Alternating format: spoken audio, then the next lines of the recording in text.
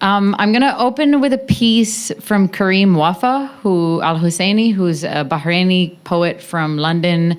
I've been keenly following his work. He's really, really good.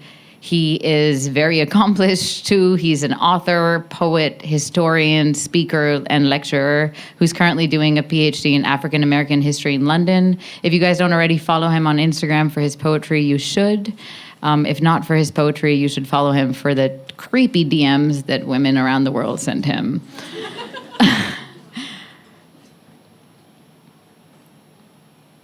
Does a land sound different? To those who come from different hemispheres, does a land not scream the same way? Did the rivers not produce the same swishing sound, whether found in Europe or Africa? Does our breathing differ if we breathe in Los Angeles or we breathe in Lagos? Do we not all sleep the same? Does one sleep differently in Paris as opposed to one who sleeps in Beirut? Are we not all cut from the same cloth?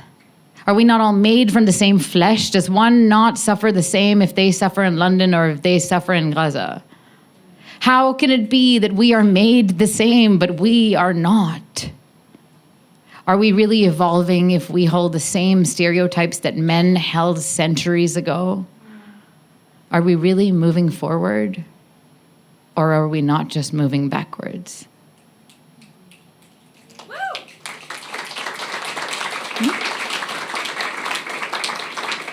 If you don't already follow Kareem's work, I urge you to follow him on Instagram. He is honestly incredible. His poignant pieces about Palestine, they go on, and he publishes almost every day. His handle is @KareemWafa1, or come find me after and I'll tell you, and maybe buy me a drink. I am going to read a piece that I wrote last night, and then I'm going to hand over the mic to some of Melbourne's most incredible poets. Actually, pause. When in the poetry community we read a new piece that we read last night, everyone has this tradition of screaming, new shit. Great, good, now I feel safe. Instagram needs a cry button. Meme, relatable meme, I laugh, and I think about liking it, but what a waste of a button. I see a dead body. I heard a post to amplify it.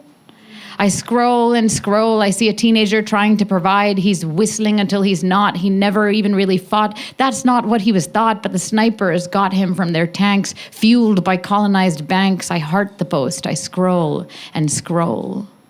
I see a baby's head bleeding, a mother killed while feeding. I see a man on his knees pleading. I click the caption and keep reading. I heart the post. I scroll and scroll. Sensitive content. This may contain violent imagery. The algorithm that acknowledges it by a platform that funds it, and I squeeze the side of my phone.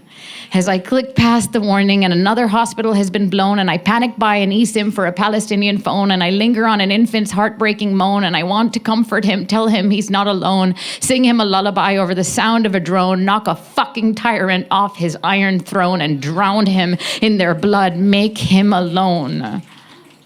My words aren't enough. I want sticks and I want stones. I want him to feel buried alive in their bones.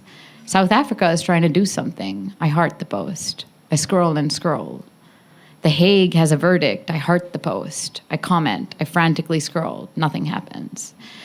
I sleep over it. The alarm goes off. The death toll has risen. I see phosphorus sneak into their land like a so-called soldier that is a so-called man. The prince would like to recognize the human suffering, like it's a 10-step plan. A despot uses a holy month of fasting as a deadline, as if he's already not injected famine in their spine, like a demented god who wastes water and wine. Have these people not shown you? You cannot break them, because even in heaven they are fighting for their land. My thumbs are aching, but I like the post. I scrolled and scrolled. They've started with South Lebanon, a playground for their weaponry, not even a warning pleasantry, crying trauma about their ancestry like crocodile tears, and their legacy history does have a tendency to root violence and identity. I scroll and I wallow in my commentary. Stay up too late to write forlorn poetry. Why Lebanon? Only 48.9 kilometers away from a cave I once raved in. Only an hour away in traffic from the nice lady who called me Ya Binti as the fatouche was ready.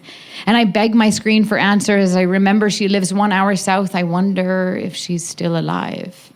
And I heart the post hopelessly, please. For all the atrocities you fuel in this one-sided duel, make an exception, won't you? I write into them. I tell them if they're going to censor it, just let us bleed freely. I am crying again as I bang on the keyboard, warrior on the high-speed Wi-Fi, and I say, Instagram needs a cry button.